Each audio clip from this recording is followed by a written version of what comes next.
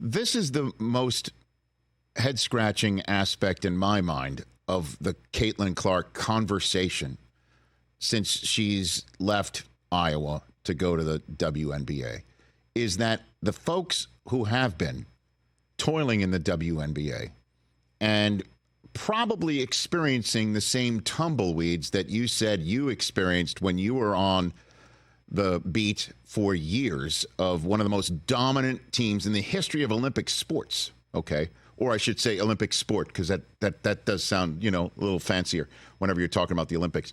But they're probably experiencing the same amount of tumbleweeds, that there is nothing but, for some, resentment.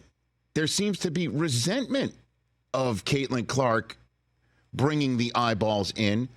And the thing that's the biggest head scratch is I don't think it's because of what she's saying or how she's carrying herself. She's not chest pounding and saying, I'm creating this league. I have taken this league to new heights, this association to new heights. She's not saying that. So where's the animosity coming from, Christine? Yeah, Rich, I'm reporting and continue to report and talk to people. I was texting a few people a couple minutes before coming on with you. I am equally blown away.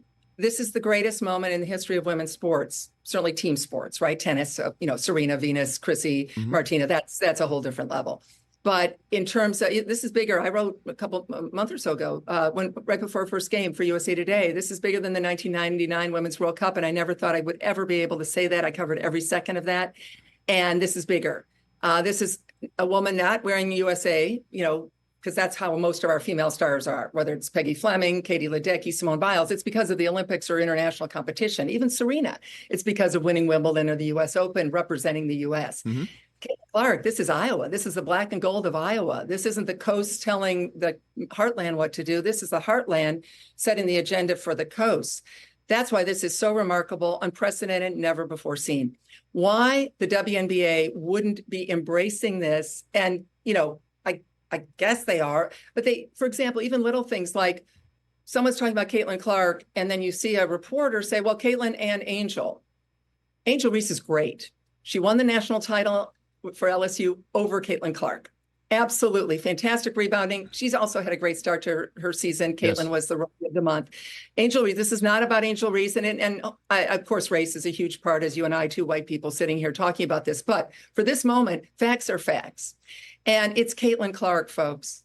I broke the story of the charter flights because of Caitlin being viewed on social media in the Dallas-Fort Worth baggage claim, looking like an animal at the zoo.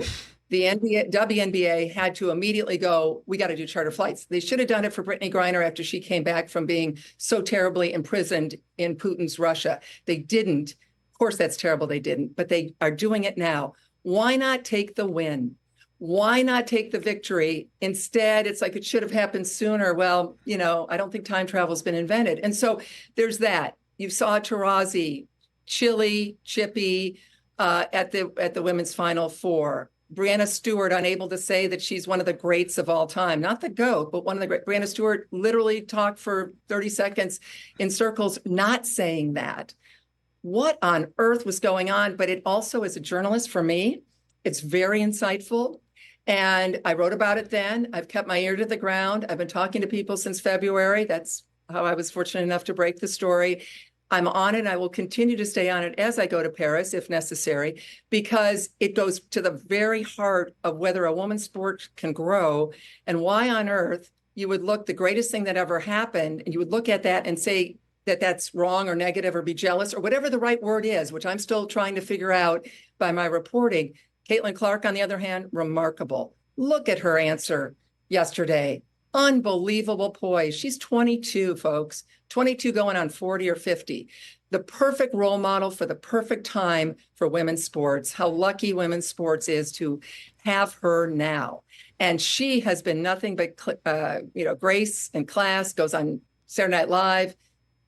What other WNBA players go on Saturday Night Live, folks? And would, of course, mentioning all of her heroes, Rich. And again, Caitlin Clark speaking, and the adults, USA Basketball, US Olympic and Paralympic Committee, crickets, nothing for 60 hours. I've been trying, and I'll keep trying. Catch the Rich Eisen Show every single day on the Roku channel, 12 to 3 Eastern, for free.